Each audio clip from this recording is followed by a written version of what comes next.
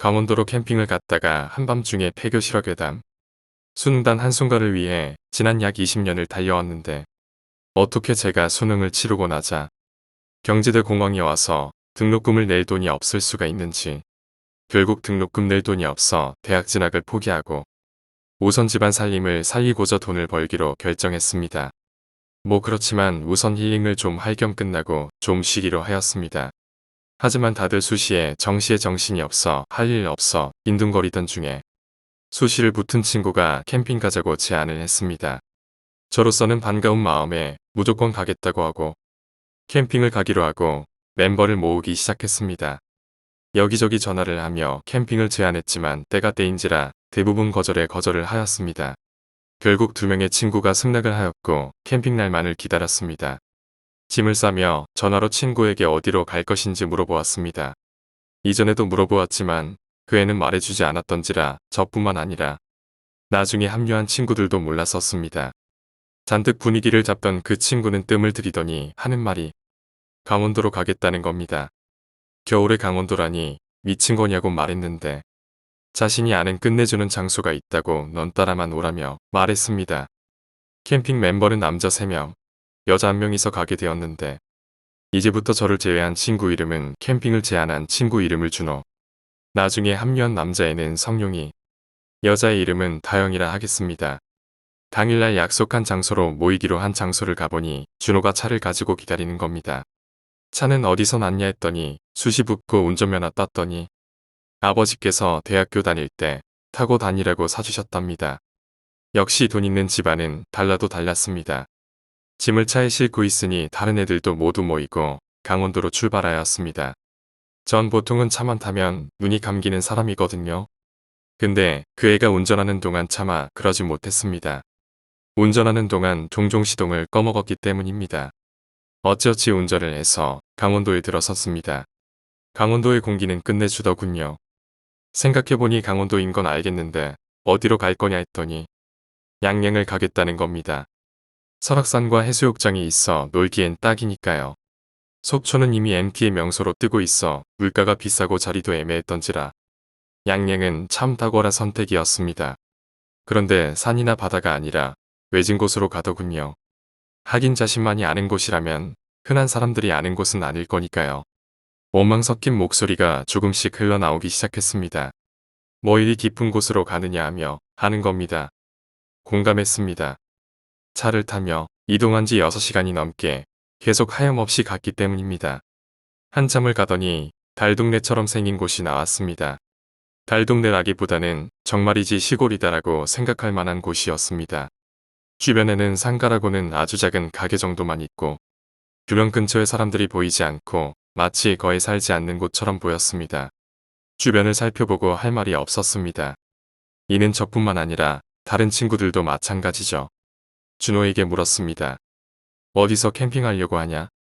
차마 하고 싶었던 말이지만 차마할 수 없던 그 말. 캠핑보다는 폐교로 가려고. 맙소사 폐교라니. 이 무슨 말인가요? 이 친구가 수능이 끝나더니 미쳤구나 싶었습니다. 아니 폐교라니 무슨 말이야. 다영이는 귀신을 격렬하게 무서워하기 때문에 폐교 방문을 한다는 말에 기겁을 하였습니다. 성룡이도 폐교 체험한다는 말에 기가 막힌다는 듯이 말했습니다. 아니 거기서 뭐 하려고. 준호는 어떠한 미안한 감도 없이 당당히 말하였습니다. 흉가는 이젠 질리잖냐. 한번 폐교로 가보자. 준호는 공포 마니아라서 시간만 나면 흉가에 가서 체험하고 오는 아이였습니다. 만약 이 애가 스트리머를 했다면 공포 분야나 흉가 분야에 큰 손이 되지 않았을까 싶습니다. 아니 무슨 1월 중순에 폐교냐고. 강원도 밤에 얼어 죽을 일이 있냐. 친구들은 그 친구에게 원망 섞인 말을 퍼부었지만 실은 버스 타고 가던가. 운전은 그 친구만 할 수 있었기에 원망 섞인 눈으로 쳐다볼 수밖에 없었습니다. 그래도 이 근처에는 무슨 느낌은 나지 않았기에 저도 그냥 순순히 준호를 따라갈 수밖에 없었습니다. 준호는 점퍼 주머니에서 뭔가를 꺼내더니 학교를 찾아가기 시작했습니다. 왜 차를 타고 안 가냐 한다면 더 이상 차가 다닐 만큼의 골목이 아니었기 때문입니다. 종종 보이는 가게나 사람들에게 물어물어 길을 가다 보니 먼 언덕 위에 학교가 보였습니다. 멀리서 봐도 상당히 낡은 건물에 누가 봐도 저건 폐교다 하는 듯 했습니다. 꽤나 분위기 있고 오싹할 것 같지만 여느 양산형 흉가의 일부 같아 보였습니다. 하지만 알게 모르게 느껴지는 느낌의 다른 애들은 그거 자체만으로 뭔가 꺼려지는 것처럼 보이는 겁니다. 절 좀 알고 있던 다영이는 그 피규어를 보며 물었습니다. 저 피규어에 뭐 있어? 그날따라 컨디션이 상당히 좋아서인지 전 느껴지는 게 없었기에 느껴지는 거 없다라고 말했습니다. 제가 저 피규어에 뭐 없다 말하자 한시름 닿는지 긴장되고 무서워하는 기색은 많이 줄었습니다. 언덕 입구에 슈퍼가 있어서 먹을 것을 사러 가보았습니다. 의외로 깔끔하고 다양한 물건에 고심하며 뭐 만들어 먹을까 하며 논의하는데 아주머니께서 저희를 보며 물었습니다. 학생들이 가보래. 어디서 왔어? 준호는 웃으며 말하였습니다. 안녕하세요. 저희는 모두 경기도에서 왔어요. 수능 끝나고 다들 놀러 왔어요. 아주머니께서는 웃으며 청춘이네 하면서 어디로 가냐 물었습니다. 아주머니의 질문에 준호는 별 생각 없이 저 위에 폐교를 간다고 말하였습니다. 뭐? 저기 폐교를 간다고? 아주머니는 놀라면서 말씀하였습니다. 저기에 가는 사람이 또 있네. 아주머니의 말씀에 저희 모두 뭔가 있구나 하는 건 알면서 여쭈었습니다. 저 폐교에 뭐가 있나요? 말씀해 주세요. 아주머니는 말해줄까 하며 고심을 하는 듯 했습니다. 하지만 준호는 아주머니께 말하지 말라 하고 저희를 데리고 나갔습니다. 물건을 사기도 전에 밖으로 나가게 되자 뭐 하는 거냐 하며 말했습니다. 특히 다영이는 소리를 지르며 너 저기에 뭐 있지? 뭐냐고 했지만 준호는 당당히 말했습니다. 나도 저기에 뭐 있는지 몰라. 어이없이 쳐다보았지만 한마디에 입을 다물 수밖에 없었습니다. 모르는 상태로 가야 스릴 있잖아. 기가 막혔지만 틀린 말도 아니었고 너무 당당한 말에 무슨 말을 해야 할지 몰랐던 것 같습니다. 잠시 멍을 때리며 준호 쟤를 어떻게 해야 할까 의논을 하다 보니 준호는 마트로 가서 이것저것을 사왔고 폐교를 향해 가벼운 발걸음을 옮겼습니다. 준호가 언덕을 오르자 어쩔 수 없이 그 폐교로 가게 되어버렸죠. 언덕을 한참을 올라가니 폐교가 보였고 폐교 앞에 슈퍼가 있었는데 얼마나 오래되었는지 벽은 여기저기 금이 가 있고 주인장이 관리를 안 하는지 가게 앞에 진열된 물건들에는 먼지가 수북히 쌓여 있었습니다. 아래마트에서 물건을 사길 잘했구나 싶어서 그때만큼은 준호를 칭찬할 수밖에 없었죠. 폐교 앞에 다다르니 디테일한 구조가 눈에 들어왔습니다. 폐교는 총 4층으로 되어 있었고 폐교는 한 번 리모델링을 했는지 시계 부분과 학교 본체의 색이 달랐습니다. 시계 부분은 무슨 일이 어떤 것을 말해주는지 주변이 거뭇거뭇했던 것이죠. 곳곳에는 사람들이 묵었던 흔적을 보여주듯 술병과 음식물 쓰레기가 보였고 검은 봉지들과 라면 봉지들이 흙 속에 파묻혀 있던 것이 보였습니다. 우선 우리들은 텐트를 치기 위해 좋은 자리를 물색했습니다. 이전에 텐트를 쳤던 곳에는 지반이 약해서 치기가 애매했죠. 물론 땅이 쉽게 파져서 치기는 좋았으나 금방 무너지기 쉬울 것 같아서였었습니다. 여기저기를 살펴보다 중앙 계단 바로 앞쪽에는 아직 텐트를 친 흔적이 없어서 이곳에 자리를 잡기로 했습니다. 저랑 성룡이가 텐트를 치는 동안 다영이와 준호가 짐을 풀기로 했습니다. 단단한 땅보다 모래가 많다 보니 텐트를 치기에는 편했습니다. 왜인지 성룡이네 집에 군용삽이 있었기에 그 삽으로 땅을 파고 주변에 굴러다니는 큰 돌멩이로 못을 받고 하다 보니 텐트는 순조롭게 지어졌습니다. 짐을 정리하고 뭐 빠진 건 없나 살펴보니 한 가지 문제가 있었습니다. 준호가 짐을 확인하는데 생각보다 술이 부족했습니다. 준호는 학창시절 때부터 일진이었기에 종종 술을 마시곤 했었는데 짐이 늘어날까봐 적당량만을 구매하다 보니 많이 사질 못했던 겁니다. 술을 다시 사러 내려가기 위해서는 아까 그 가게로 다시 가야 하는데 그러기는 너무 귀찮았었습니다. 아까 작은 구멍가게로 가기는 좀 꺼려지고 어쩔까 고민하던 준호는 다영이에게 물었습니다. 다영아, 술이 생각보다 부족한데 어떻게 할래? 다영이는 가지고 온 술을 보더니 일단 오늘 마실 양만 좀 더 사오자고 하였습니다.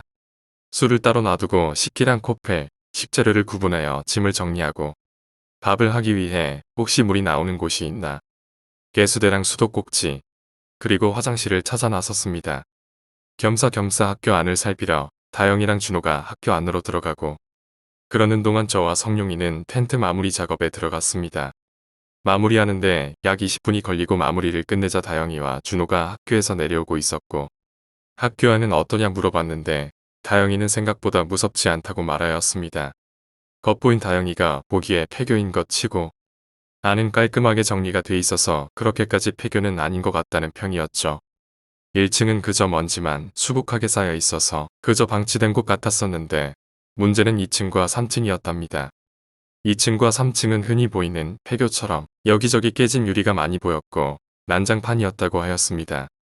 그리고 설치되어 있는 시설은 그렇게 낙후되어 있지 않았는데 왜 폐교가 되었을까 의문이 생긴다는 다영이의 말에 우리들은 준호가 이번에는 잘못 알았구나 하고 웃어 넘겼습니다. 폐교도 아닌데 뭐 어떠냐 하는 생각에 무서운 생각은 사라졌겠다. 가벼운 마음에 캠핑을 즐기자는 분위기가 되자 무거운 분위기에서 가볍게 풀려서 마시며 즐길 생각에 들떴었습니다. 그리곤 다영이와 성룡이 보고 술 좀 사오라고 하며 커플끼리 마실 좀 다녀오라 하였습니다. 그렇습니다. 다영이와 성룡이는 고3 수능 끝나자마자 사귄 커플이었습니다. 참고로 이 둘은 대학교가 달라서 금방 깨졌습니다. 다영이와 성룡이가 아래 맡으러 가고 준호와 저는 할 거 없이 멍하니 있기보다는 폐교 근처에 작은 구멍가게가 있었는데 그곳으로 한번 가보기로 했습니다. 사실 겉모습만 보면 폐교는 이 가게가 더 어울리지 않을까 하는 생각이 들 정도로 정말 오랫동안 관리가 안 되어 있던 가게였습니다. 사람이 안 사는 것처럼 보일 정도였으니까요. 문에도 거미줄이 쳐져 있었고 주연 과자들은 얼마나 사람들이 안 쳐다봤는지 먼지로 가득 차 있었습니다. 그래도 사람이 사는 걸 알게 된 게 손잡이는 제법 새 것으로 기어 있고 먼지가 없더군요. 문을 열고 가게로 들어가니 사람 안 사는 곳에서나 날 법한 빈집에 앵이코를 채웠고 안에는 불을 안 켰는지 어둡기 그지 없었습니다.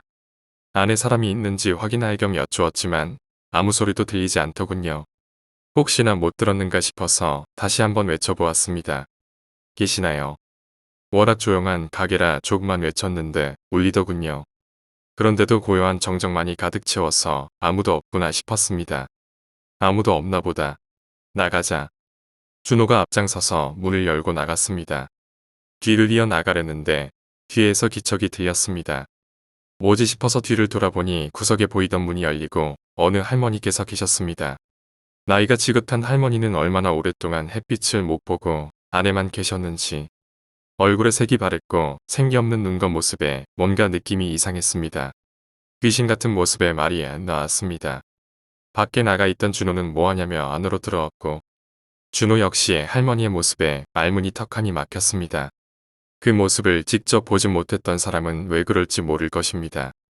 마치 살아있지 않은 사람이 살아서 있는 듯한 모습이었다고 말할 수 있겠습니다. 그야말로 살아있는 시체 같은 모습이었습니다. 혹시 소주 안 파나요?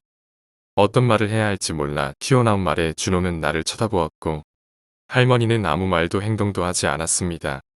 아니, 왜 소주 타랑인데? 준호가 작은 소리로 내 옆구리를 치며 말했지만 몰라. 대충 사서 나가자. 주변을 둘러보니 대충 슈퍼의 구석은 갖추고 있었습니다. 주변을 둘러 살펴보아 주류를 파는 곳에서 술을 꺼내 들었습니다. 얼마나 장사를 안 했는지 병에 라벨이 바른 것도 있었고 맥주 같은 경우는 유통기한이 2년이 지난 것도 있더군요. 막걸리 또한 얼마나 있었는지 페트병이 부풀어 올랐었습니다.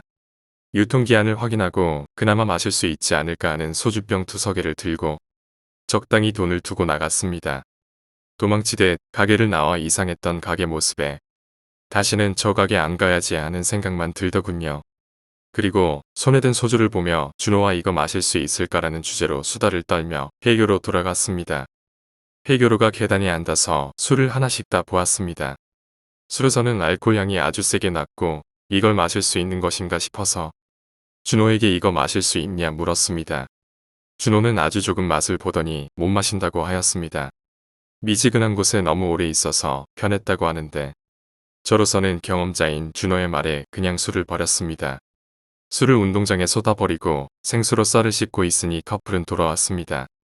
생각보다 시간이 흘러서 늦은 점심 겸 저녁을 하고 본격적으로 술을 마시기 시작했습니다. 수능 보고 입시 준비하느라 고생한 서로를 위로하고 돈 때문에 차마 가고 싶었던 대학도 못 간 저를 위로하며 주거니 받거니 신나게 술을 먹는데 비가 갑자기 오기 시작하더라고요. 비가 오기 시작하자 마시던 술판을 정리할 수밖에 없었습니다. 일기예보에 오늘 비 온다는 소식이 없었는데 웬 비가 오지 하며 투덜거리며 텐트로 가는데 텐트 안은 괜찮았지만 빗소리가 점점 거세졌습니다. 거센 빗소리에 잠도 자고 싶어도 못 잘 것 같아서 차라리 1층 교실 안으로 들어가는 게 어떠냐는 준호의 의견에 저는 차라리 그게 낫겠다 싶어서 찬성하였고 성룡이도 찬성하였습니다. 하지만 다영이는 아니 그래도 폐교인데 저기서 자기는 꺼림직하다라며 반대했습니다. 아까는 폐교 같지 않다고 해놓고선 막상 저기서 자려니 싫다며 칭얼거리기 시작하는 겁니다. 술도 취했겠다. 그럼 여기서 잘 거냐? 좁아서 넷이서 자기는 힘들다. 빗소리 안 들리냐며 뭐라 했지만 다영이도 술에 취해 센고집을 부리기 시작했습니다.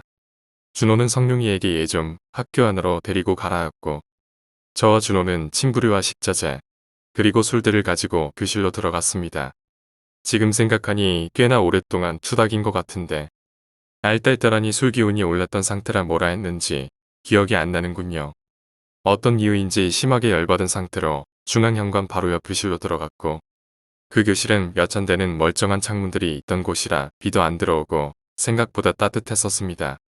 안에는 책걸상이 있었고 교탁까지 있는 일반적인 교실 그 자체였습니다. 바닥은 먼지로 있었지만 좀만 치우면 될 것 같았기에 4개의 책걸상을 제외한 나머지 것들은 교실 뒤에 쌓고 자리를 만들기로 하였습니다. 준호와 성룡이도 술 기운이 좀 올라 비틀비틀거리며 열심히 정리를 하였고 다영이는 바닥에 앉아 칭얼칭얼 댔습니다. 내가 왜 여기 있는 거냐부터 해서 참 신경 쓰이게 칭얼칭얼 대더군요. 성룡이는 그런 다영이를 달래주었고 저와 준호는 그래도 하룻밤 잘 건데 먼지 낀 바닥 청소 좀 하자 하며 청소도 구함을 열어보았습니다. 이 빠진 빗자루 하나랑 플라스틱 쓰레바지가 있더군요. 누워 잘 거를 생각해 열심히 바닥을 쓸었고 먼지는 창문 밖으로 내보냈고 그나마 좀 앉아 있을 만한 상태로 만든 후 다시 술을 까서 술판을 시작하기 시작하였습니다. 주거니 받거니 남자들끼리 술을 마시며 얼마나 시간이 흘렀을까. 주변을 보니 뭔가 허전한 겁니다. 뭐지 하며 본이 떠올랐습니다. 다영이가 안 보이는 겁니다. 다영이가 안 보이자 어디로 갔지 하며 주변을 살폈는데 성룡이가 머리를 긁적이며 또 시작이다라고 하였습니다.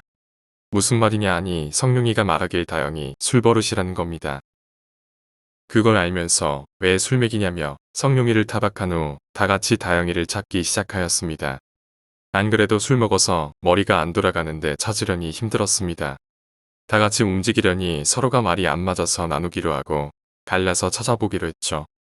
한 명씩 나누어 가장 많이 취한 성룡이가 중앙 계단에서 기다리고 저와 준호가 좌우로 갈라서 찾아보기로 했습니다.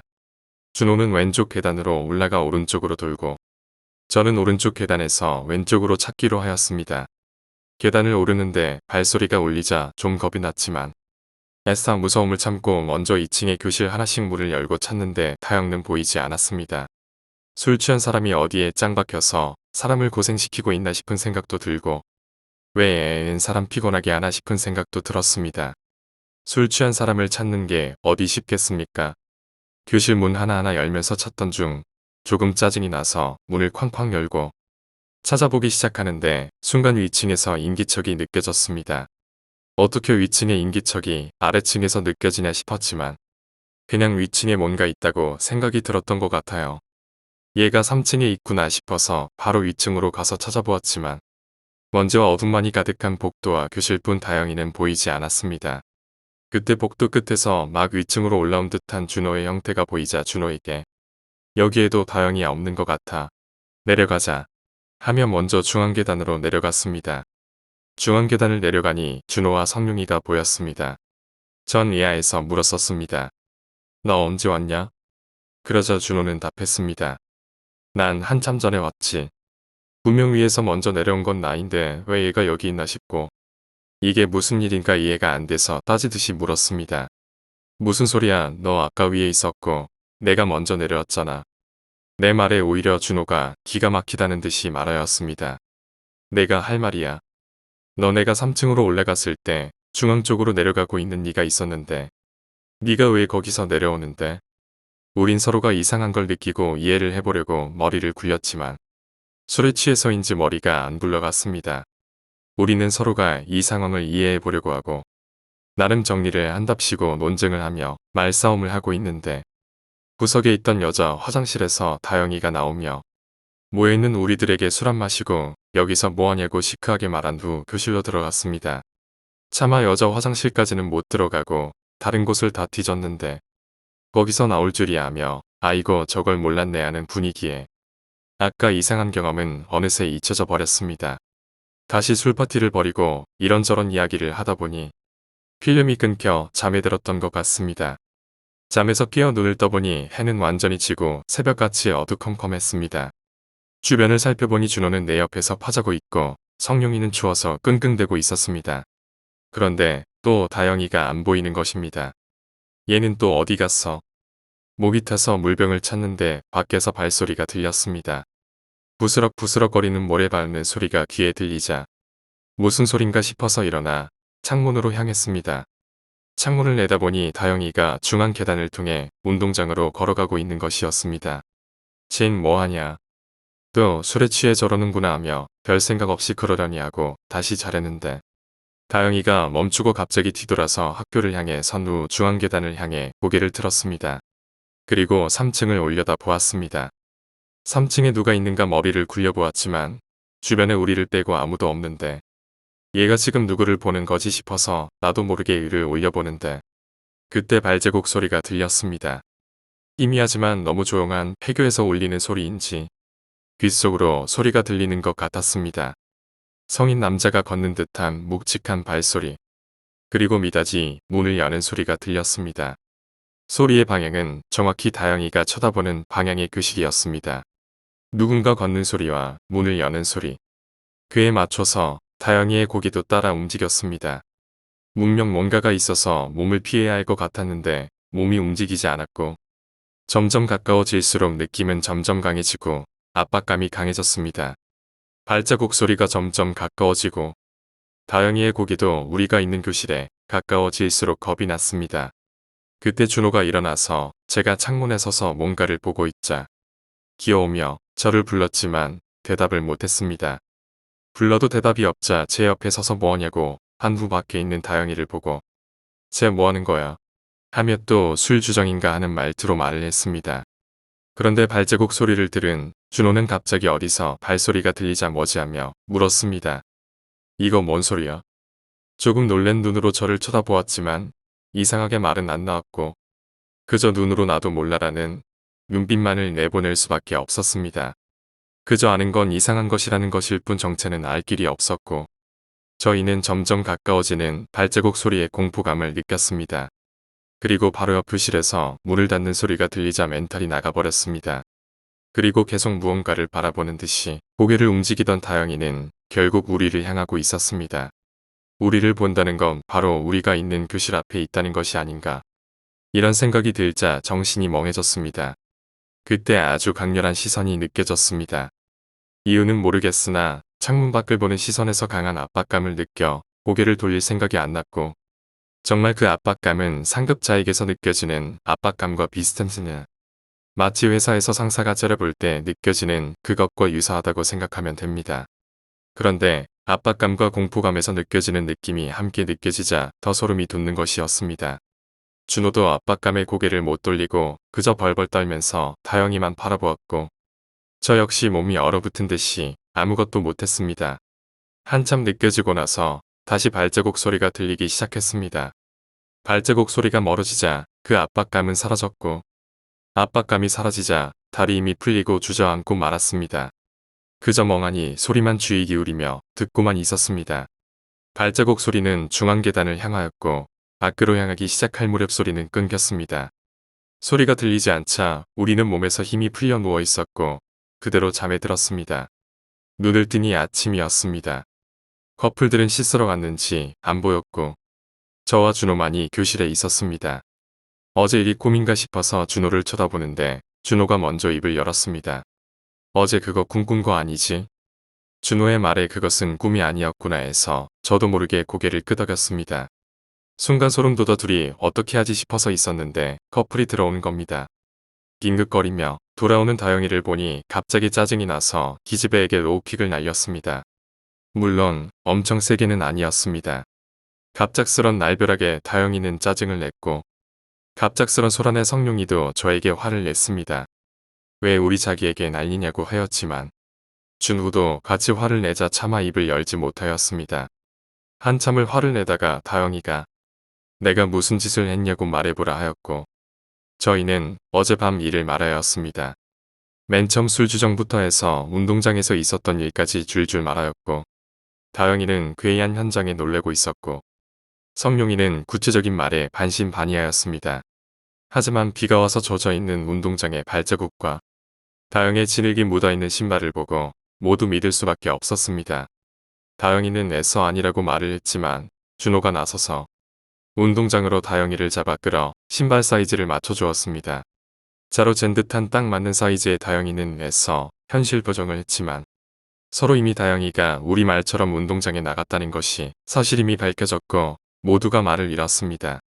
교실로 되돌아가고 분위기는 참 애매해졌습니다. 모두가 말을 차마 하지 못하고 어떻게 할까 서로 얼굴을 쳐다보며 고민을 하였고 아마도 서로 누군가 그냥 집으로 가자라고 말을 하기를 원했을 것입니다. 하지만 용기가 없어서였을까 아니면 그때 차마 분위기상 말을 못했던 것일까 아무도 집으로 돌아가자는 말을 하지 못하였습니다. 그때 데리고 준호 녀석이 말했습니다. 우리 하룻밤 더 있다 가자. 순간 귀를 의심하였고 이게 무슨 소린가 싶었습니다. 준호는 이렇게 생생하게 귀신을 본 적이 없어서인지 왜인지 모르지만 뭔가 신나했습니다. 다른 애들이 이악 물고 미쳤냐? 죽고 싶냐? 욕을 퍼부었지만 싫으면 걸어가던가. 이 말에 모두들 말을 잃고 하룻밤 더 있을 수밖에 없었습니다. 이유는 아무도 운전을 할 줄 모르는 사람이라서 자이든 타이든 어찌됐든 여기에 하루 더 머물게 되었으니 동호회처럼은 못하지만 비슷하게 흉내라도 낼 겸해서 무얼 해야 하나 서로 의견을 내보았습니다. 분신사발을 하자 혹은 인형으로 해보자 했지만 아무도 이런 걸 해본 적이 없어서인지 말만 나왔지 실행을 못했습니다. 결국 이 학교에서 무슨 일이 일어나서 어젯밤 소동이 났던 것인지 알아보기 위해 주변 탐색을 하기로 하였습니다. 제일 먼저 술을 사러 갔던 그 가게로 가서 물어보았습니다. 저 위에 폐교로 가서 탐방을 하고 있습니다. 라고 인사를 하며 저 위에 학교에 무슨 일이 일어났었나요? 하며 물었는데 한숨을 쉬면서 종종 사람들이 저 학교에 갈 때마다 꼭 말하지만 편히 쉬고 있는 사람 그만 좀 괴롭히라며 막 화를 내는 겁니다. 다른 가게들을 가보았지만 반응은 비슷하였고 짧게나마 정보를 모으자면 수해 전에 학교에 불이 났었다는 것, 거기에 교사 한 분이랑 학생 몇몇이 사고를 당했다는 것입니다. 왜 불이 났는지, 왜 그분들이 사고를 당한 것인지 모르지만 안타까운 일이 있었다는 것을 알게 되었고 처음에 갔던 마켓 아주머니 말씀처럼 저기에 계신 영을 괴롭히지 말고 돌아가자 했지만 역시나 준호는 막무가내였습니다. 월척을 낚았다며 너무 즐거워하는 모습에 우리끼리 그냥 갈까도 말했지만 역까지도 너무 멀었고 저 화상을 그냥 내버려 둘 수도 없었습니다. 결국 모두가 하루만 버텨보기로 했습니다. 늦은 아침에 일어났기에 이런저런 이야기하고 게임도 하고 술도 마시며 밤이 되기를 기다렸습니다. 신나게 술을 마시는 준호는 그저 흥겨워했지만 다른 애들은 술이 어디로 들어가는지 모르고 그저 물인지 술인지 그저 손이 가는 대로 때려 넣었습니다. 이렇게 된 거 완전 만취를 하면 하루가 지나가지 않을까 하는 속셈도 있었겠죠. 술을 마시며 시간이 지나자 술 기운이 올라오르는지 머리가 띵해지고 몸이 흔들거렸지만 이상하게 정신은 멀쩡한 게 슬펐습니다. 다른 애들은 좀 빠르게 달렸는지 취해서 꾸벅이고 있자 준호는 화를 내면서 벌써 취하냐고 꼬장을 부렸습니다. 화를 내면서 혀가 좀 꼬이는 것 같은 걸 보니 준호도 좀 취한 것 같았죠. 성룡이는 취한 와중에 다영이를 챙기며 다영이가 어제처럼 밖으로 뛰어나가지 않을까 걱정을 하였습니다. 술을 먹이면서도 물을 계속 마시게 해서 좀 버티는가 했지만 그리 많이 술을 마시지 않았던지라 다영이는 결국 고개를 떨구며 가버렸습니다. 원래대라면 지가 보고 싶은 걸 보면 너무 신나서 눈치 없이 환호를 할 준호였지만 준호도 그때는 많이 취했던지라 본인 정신 차리기 바빠 있었습니다. 다시 말하자면 다영이가 취한 걸 신경 쓸 겨를이 없었다는 말입니다. 그때는 저도 마찬가지여서 다영이가 취한 걸 봤으면서도 머릿속에서는 얘를 어떻게 해서든 케어해야 한다고 생각은 들었지만 혀와 몸은 제 통제를 벗어나 어찌할 도리가 없었습니다. 그건 둘째치고 얼른 필름이 끊기길 바랬었죠. 청수를 본격적으로 마신 게 기억상해가 서서히 지기 시작했던 시간이었는데 어느새 밖은 이미 어둠에 먹힌 지 오래가 되었습니다.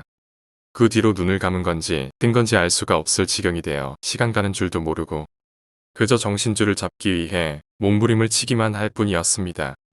얼마나 그리한지 모르고 잠깐 눈이 감겼다고 생각하고 눈을 뜨니 어느새 바닥에 누워 있었고 주변에는 준호도 뻗었고 다영이는 물론 성룡이도 서로 부둥켜 안고 누워 잠자고 있었습니다.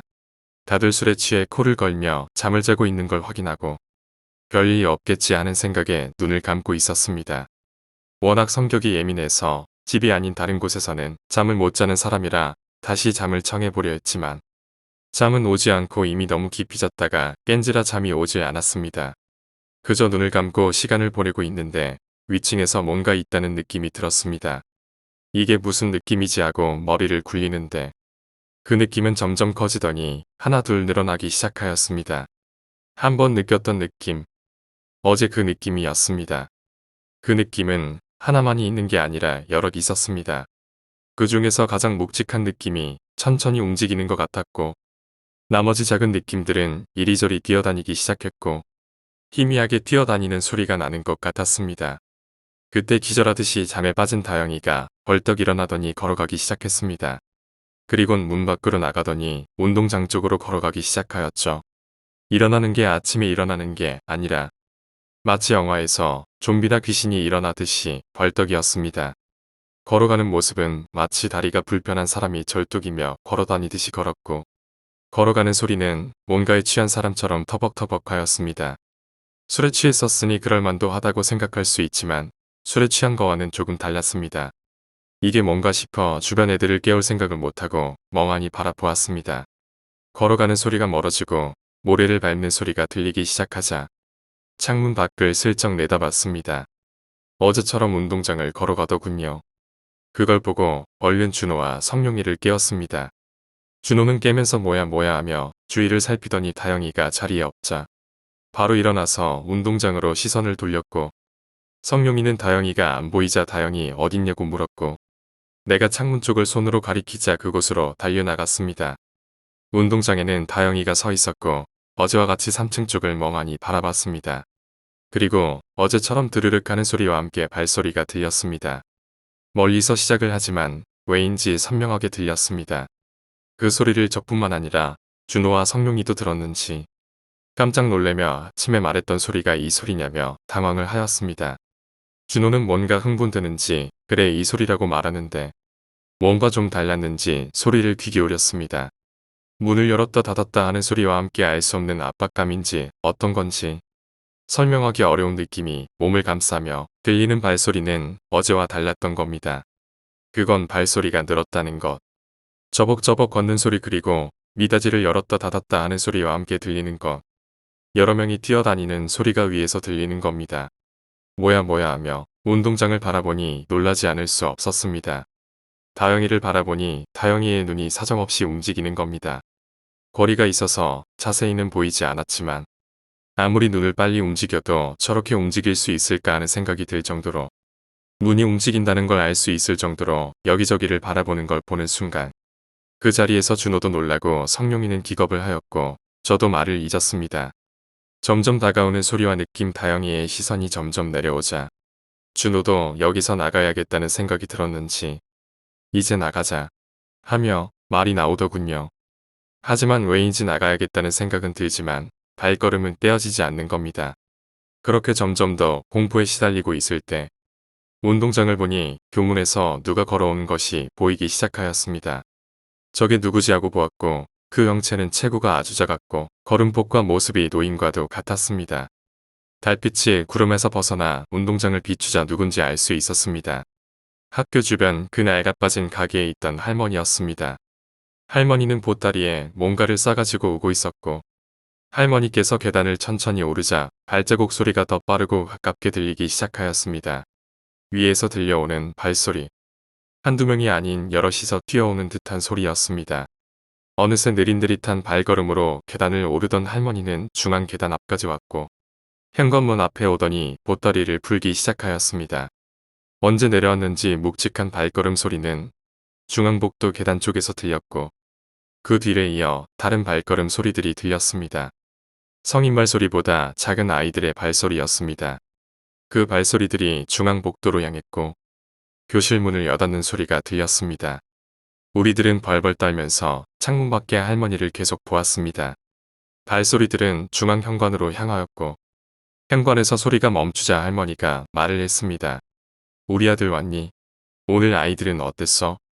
할머니의 말에 의하면 저 소리는 할머니가 아는 사람 같았습니다. 아마 성인 남자는 할머니의 아들일 것이리라. 할머니는 아주 친근한 말투로 이것저것 묻기 시작했습니다. 마치 아들에게 말하듯이 말이죠. 고개를 좀 돌려 어느 곳에 할머니는 말을 건네었습니다. 이번엔 아까 그 작은 발소리의 주인들에게 말하는 것 같았습니다. 정확한 내용은 기억이 안 나지만 듣자 하니 여기 학생과 선생의 이야기인 것 같았습니다. 그래, 그 녀석들이 이리 왔구나. 어제 가게에 웬 학생들이 왔는데 아직 있나 보네. 우리를 알아챈 것일까? 다시 문을 여닫는 소리가 들렸습니다. 우리 옆 교실이었습니다. 우리는 재빨리 창문 밑으로 몸을 숨겼습니다. 문을 닫는 드르륵 하는 소리가 멈추고 저벅저벅 하는 소리가 점점 사라지고 그 느낌이 서서히 다가오는 걸 느꼈습니다. 무서움에 계속 몸을 숙이고 있었지만 준호는 발소리가 사라지자 영이 사라진 줄 알고 몸을 세웠고 주위를 두리번거리고 비명을 질렀습니다. 악소리와 함께 뒤로 넘어지는 걸 보고 왜 저러지 하고 창문으로 시선을 올리자 깜짝 놀래 주저앉았습니다. 창문에는 아까까지만 해도 현관에 있던 할머니와 다영이가 했던 멍하는 눈으로 우리를 바라보고 있었습니다. 언제 여기로 온 거지 하는 생각도 잠시. 할머니는 우리를 보다가 문가에 있는 창문으로 눈을 돌렸습니다. 그 시선이 창문 너머로 있는 것을 바라보자 누군가가 문을 두드리는 소리가 나기 시작했습니다. 할머니의 아들의 영일 것이리라. 무엇 때문에 저리 사납게 문을 두드리는 것인지 모르지만 준호는 그 소리에 무서워서 몸을 웅크린 채 있었고 나는 그 영이 주는 압박감과 소리에 두려워했습니다. 얼마나 그 소리가 들렸을까. 준호는 어느새 정신을 놓았고 성룡이는 눈을 꼭 감은 채 있었습니다. 그리고 저도 그저 눈을 감아야만 했습니다. 그리고 우리가 눈을 떴을 때는 아침이었습니다. 전날 아침과 같은 그 모습으로 밖은 어느 때와 같이 평화로웠고 다영이는 어느새 우리 뒤에서 잠을 자고 있었습니다. 얘가 왜 여기에서 자고 있는지는 알고 싶지 않았습니다. 어느새 준호도 눈을 떴고 서로를 바라보는 우리는 같은 생각을 했습니다. 우리는 바로 다영이와 성룡이를 깨우고 바로 짐을 싸서 폐교 밖으로 나갔습니다. 다른 말을 하고 싶지도 생각하고 싶지도 않았습니다.